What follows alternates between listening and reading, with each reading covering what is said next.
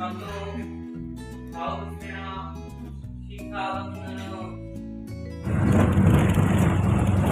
বন্ধুরা, কেমন আছো সবাই? আশা করি প্রত্যেকেই ভালো আছো, সুস্থ আছো।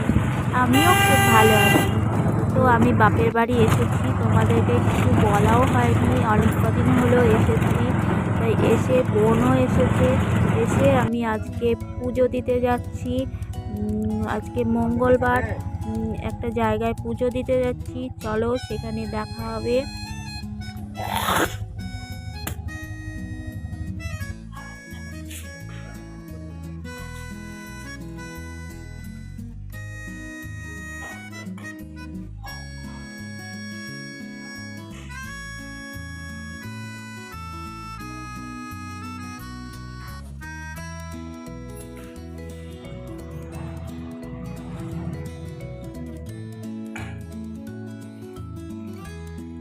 আমরা মায়ের মন্দিরে চলে এসেছি, এবার পুজো হবে। আমরা এসে দেখছি যে পুজো এখনো শুরু হয়নি, সব জোগাড় করছে। খুব কপাল ভালো যে আমরা ঠিক টাইমে এসেছি, মায়ের পুজো দিতে পারছি। তো ভেবেছিলাম হয়তো পুজোই হয়ে গিয়েছে, তো হয়নি। তো আমাদের সত্যি কপালটা খুব ভালো, মায়ের পুজো নিজের চোখে দেখবো। পুজো দিতেও এসে ঠিক টাইমে পৌঁছিয়েছি।